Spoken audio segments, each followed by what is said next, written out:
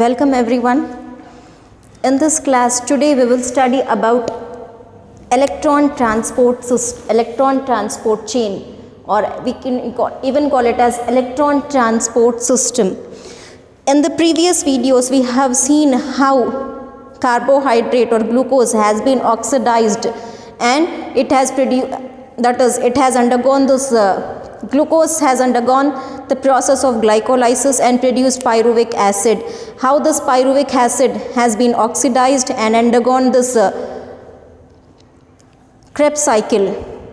Now after this Krebs cycle we have few molecules, that is a few energy carrying molecules are there. So those are nothing but, we have seen this at the end of the ATP we have got, sorry, not ATP, at the end of glycolysis and Krebs cycle we have got NADH2. At the end of the Krebs cycle we have got NADH2, we have got FADH2. Okay, these are the checks. They are the molecules which stores the energy, but these energy cannot be taken directly. These energy need to be encashed. These NADH2 and FADH2, they need to be converted into ATP. They need to be converted into ATP, then only the energy will be, that is, then only we can utilize that energy. Energy is stored in this, but we cannot utilize the energy which is stored in these molecules. Lot of energy is stored. These NADH2 and FADH2 are nothing but these are the energy carrying molecules. Actually this NAD plus, FAD plus, what are these? These are the electron carry acceptors. These are the electron acceptors. So here what happens is, they are these NADH2 and FADH2, they are the energy rich molecules. They will be storing the energy in this one. Now what happens is, in this, after Krebs cycle, here the next step of respiration is electron transport. After Krebs cycle, the first step of respiration is glycolysis. Then after glycolysis, the next step, a little step is there, oxidative decarboxylation, where pyruvic acid is changed to acetyl coenzyme A.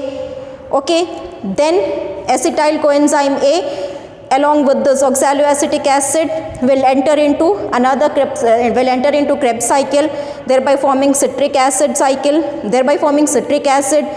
Then Krebs cycle will continue. After Krebs cycle, the next step in respiration is electron transport chain, or we can even say electron transport system.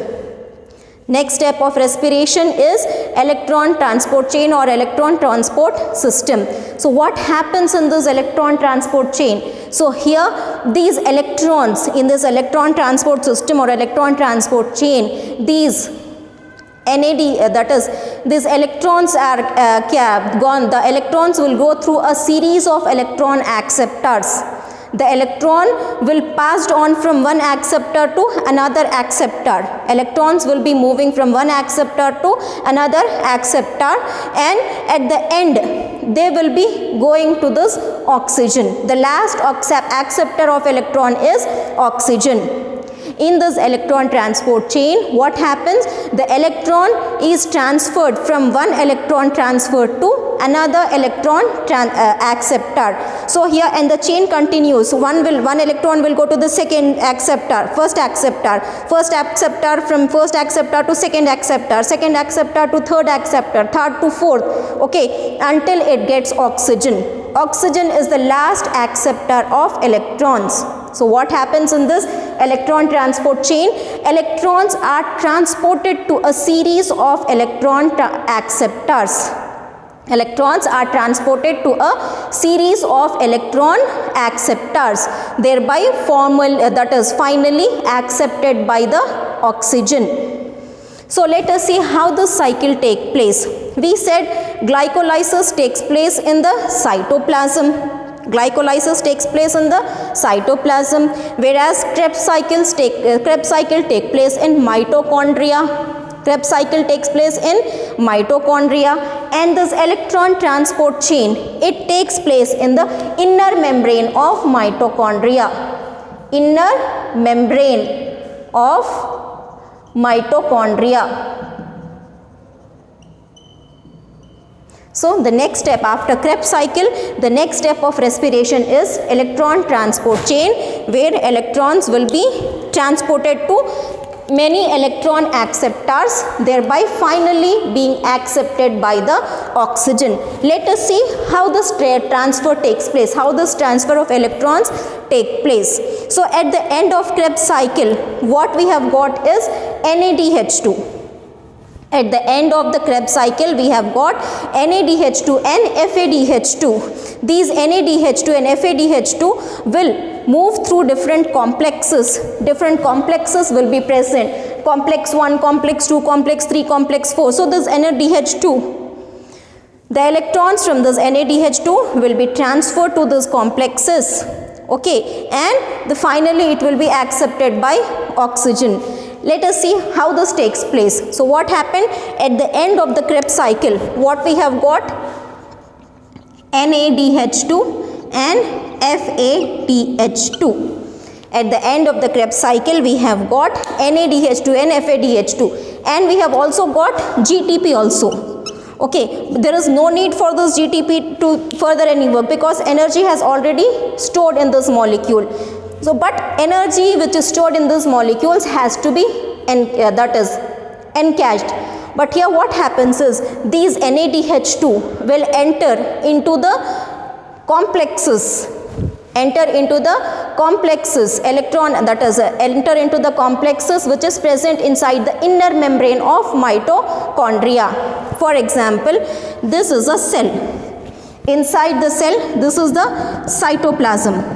Okay, inside the cytoplasm we have many organelles. Nucleus is there, chloroplast is there, and here we have mitochondria. Inside the cell we have mitochondria. So now this glycolysis takes place here in this cytoplasm. Then from the cytoplasm, the pyruvic acid moves into mitochondria. Krebs cycle takes place in this mitochondria. Okay, now from this the NADH will enter into this inner membrane of mitochondria. The energy, that is inner membrane of mitochondria. So here this electron transport system will take place in the inner membrane of mitochondria. If we see the structure of mitochondria, if I draw the structure,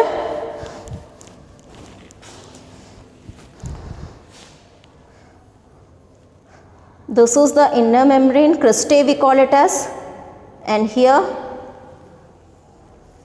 this is the outer compartment, outer membrane. This is the outer membrane, this is the inner membrane. Okay, this is the inner membrane. Here inner membrane is thrown into many foldings. These are called as cristae. These are called as cristae. So now here this one, Krebs cycle takes place inside this mitochondria, and in the inner membrane of this mitochondria, in this membrane, this is the inner compartment and this is the outer compartment. So here what happens is, if we see the structure, you can closely see the structure of mitochondria in your textbook, in your first year textbook it will be there, but as of now, so this is the inner membrane. This is the inner membrane and this is the space, outer compartment. Here it is the space between this one, intermembrane space. So now here will be your matrix. Here will be the matrix. Here it is not like this, it will be a slide bit.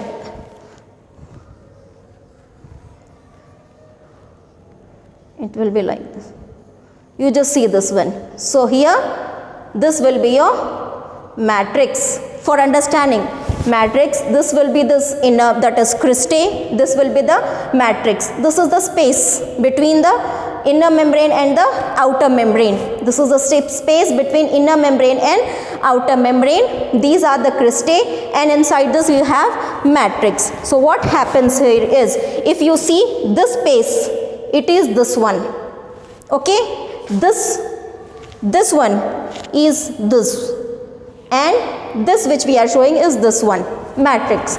So now coming to this, what happens is, NADH2, which is formed during Krebs cycle. We said during Krebs cycle NADH2 and FADH2 has been formed. So the NADH2 which has formed during Krebs cycle, what happens? It is broken down and here it again changes to NAD plus with the release of 2 electrons and 2 protons. With the release of 2 electrons and 2 protons. During Krebs cycle, NAD plus was reduced to NADH plus plus H plus. Now here what happens is this NADH2 is oxidized, and because of oxidation of this NADH2, this what we find is we get NAD plus 2 electrons and 2 protons. Here NAD in Krebs cycle, NAD plus was reduced to NADH plus H plus. Now here what happens is this NADH2 which is formed during Krebs cycle, it is oxidized and it changes to NAD plus, the final form, that is the previous form. It changes to NAD plus with the release of 2 electrons and 2 protons. With the release of 2 electrons and 2 protons. So now these electrons enters into the complexes which are present inside the inner membrane. Complexes where here they will be accepting these electrons. Here these are the electron acceptors. So NADH2, when it is oxidized, it changes to NAD plus with the release of 2 electrons and 2 protons. So what happens is these 2 electrons enters into these complexes or goes through, that is electron acceptors. These complexes are nothing but these are the electron acceptors, that is ubiquinone, cytochrome. These are the electron acceptors. They form the complexes. These electron acceptors forms the complexes. So here now electron will be accepted by these electron acceptors. Okay. So here these electron acceptors are forming complexes. So this is one complex. This is the second complex. Here from here to here we have this third complex, and this is the fourth complex. Here four complexes are there. So the electron which is released by this NADH2, it will enter into the first complex, that is these 2 electrons will enter into this first complex. Okay, and it goes from one electron acceptor to next electron acceptor. Okay, and here so what happens is when it goes through this electron acceptors at this first complex, here energy will be released. Energy will be released, and because of that energy the protons are pumped. Protons which are there in the matrix will be pumped into this, that is space, intermembrane space. The protons, electrons, NAD plus, all of them are here. So NAD, that is NADH2 has been oxidized, 2 electrons and 2 protons has been released. So electrons has already entered into this inner membrane. Now the protons will be pushed from here to here. From here to here protons will be pushed. Electron will enter into this intermembrane space and pass through this electron acceptors.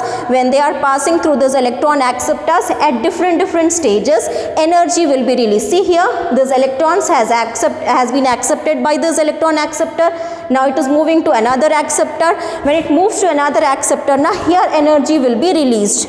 So now this energy will be utilized to pump this protons, or to pump this protons. The protons are here now. This protons will be pumped into this one. So protons are here. So here these protons will be pumped to intermembrane space. So with the help of this energy, when the electrons were moving from one accept to another acceptor, energy was released, and with the help of this energy, these protons have been pushed from matrix to intermembrane space. The electrons have been pushed from matrix to intermembrane space. Okay, so here at this first complex, energy has been released. One, that is protons, has been pushed Protons has been pushed. So now this electron will move to, from first complex it will move to second complex. It will move to second complex. So when it completes the second complex, energy is released. With this released energy, few more protons will be pumped into this intermembrane space. Then from second complex, the electron moves to the third complex. Okay, it goes from second complex. This is the first one. This is the second. This is the third. So it goes to the third complex. Okay, at the third complex also energy is released, and with this released energy, this black line indicates the transfer of electrons. The electron which we have got from this oxidation of NADH2. So now these electrons will be moving to the electron acceptors, which is there in the complex, in the form of complex. So electrons are moving. When they move now from one complex to another complex, they releases certain energy, and with the help of this energy, the protons which are present in the matrix will be pumped from matrix to the intermembrane space. So here 3 times energy is released. At first complex, at second complex, and at third complex, energy is released. So finally the electron will move to the fourth complex. Electron will move to the fourth complex, and after this fourth complex, now here the electrons will be accepted by the oxygen. Electrons will be accepted by one atom of oxygen. So we cannot write O2 because one atom, so we will be writing as half O2. So electrons will be accepted by, finally accepted after going through various electron acceptors, it will be finally accepted by oxygen. These electrons have been accepted by oxygen atom. Okay, and protons will be already present. So these oxygen and these 2 electrons and the protons together combine and form water. Together combine and form water. So in this, what we have seen, the electrons which we have got from NADH2 will move through different electron acceptors which is present in the form of complexes. So from one complex to another complex to another complex, it moves through the different complexes, and when it moves from one complex to another complex, energy is released, and with the help of this energy, protons which are present in the mitochondria are pumped into the intermembrane space. Now in intermembrane space, the concentration of proton is very high. So it tends to move towards matrix again. Who is moving? These protons. Here concentration has become more. The electrons has transported from one complex to another complex. Finally, these electrons have been accepted by oxygen, and these 2 oxygen atom, this oxygen and these electrons and some protons which is there in the matrix, they have combined and formed the water. So in this Krebs cycle we have seen carbon dioxide is released and now water is formed. So end products of respiration is, what are the end products of respiration? So when glucose is oxidized, we get carbon dioxide, water and energy. So carbon dioxide is already released during Krebs cycle. Now water has been formed. And we have got the energy as well. So now this concentration in this intermembrane of protons is more when compared to this matrix, because whatever protons was there, they have been pumped into this intermembrane space because of the energy. Now these protons will tend to go back inside the matrix again. They tend to go back inside the matrix again. So see what happens is, see here, the next step. Now after passing through this electron, this is the electron transport system or electron transport chain. So the electrons have been transferred to different electron acceptors, finally being accepted by the oxygen. So this was the electron transport system. Now after electron transport system, the last step here is oxidative phosphorylation. The last step here is oxidative phosphorylation. So what happens in this oxidative phosphorylation? Here the protons, you see this membrane, this is the intermembrane. So this is the intermembrane, here complexes was there, okay, here complex, this is the matrix, this is the matrix, this is the intermembrane space, this one, this is this one, okay, this one, the membrane, that is inner membrane, cis cristae, this is this one, okay, and this is the matrix. You take this as the, I'll write here, this is the matrix. Now what happened? This, with the help of this complexes, the protons have been pumped into this intermembrane space. So now where are the protons? These protons from here has been pumped by this energy which is produced during this transfer of electrons, and the protons have been pumped into the intermembrane space. So now what happens is, these protons tends to go back to the matrix again. So what happens, how they will go? Here they'll move. The electrons will move. The electrons will move through this. Now here in this, now in this membrane here, this is the F0 particle and this is the F1 particle. These protons move through this channel. The channel here is for the movement. I said you, the electron tends to move towards the matrix. How they will be moving? They will be moving through this channel. What channel? F0, that is F channel, in which we have F0 particle and F1 particle. So here the protons will move from this intermembrane space to matrix through this F0 particle. From this it transfers to F0 particle, and from F0 particle it enters into F1 particle. This is just the stalk which is joining F0 particle with the F1 particle. Okay, and in this F1 particle, now here a complex will be there where ATP synthetase enzyme will be present. In this F1 particle, here ATP synthetase, what? ATP synthetase.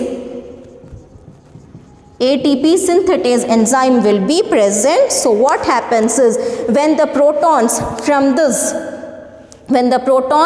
intermembrane space is passing through F particle, F0 particle and this F1 particle and entering into the matrix. So here, with the help of this F0 particle, it will enter into the matrix. So when it goes from intermembrane space to this F1 particle, here energy will be produced. And that energy will be stored. That is, here what happens is, when they move from here to here, and this ADP will be there. ADP mixes with inorganic phosphate. What this? I said you, this F1 particle will have enzyme ATP synthetase. This ATP synthetase will combine the ADP and inorganic phosphate, and it changes when these two combine. What is formed is ATP is formed. So now from NADH2 what we are getting is ATP.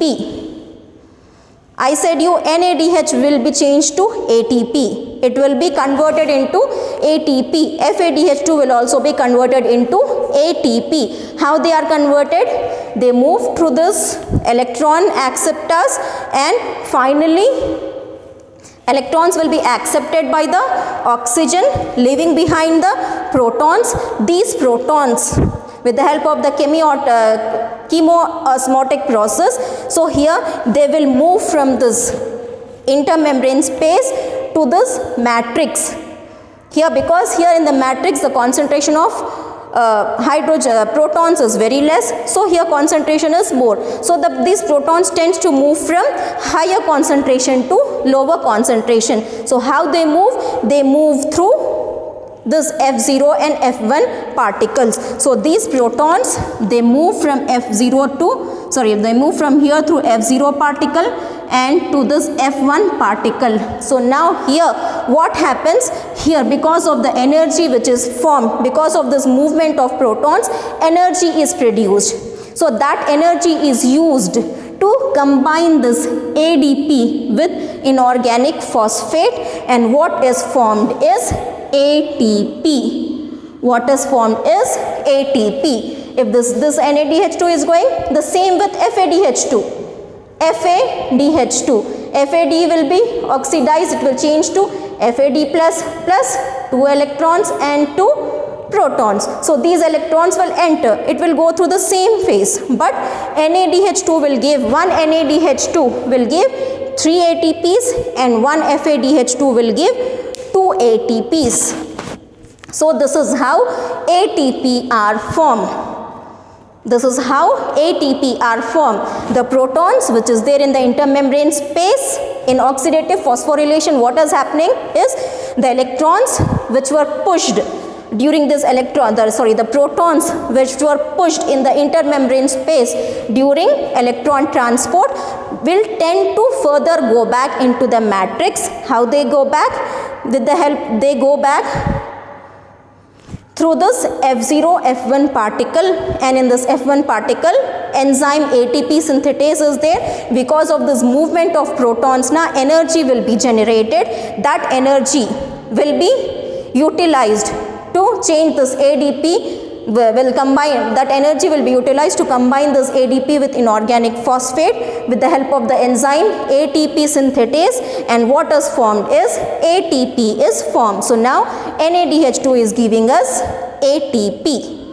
NADH2 is giving us ATP. Similar cycle will be taking place for FADH2. Now this is the end of for oxidative phosphorylation. So now let us see at the end of all this how many ATPs we get, how much of energy we get, how many ATPs we get. We will see the balance sheet of that is ATPs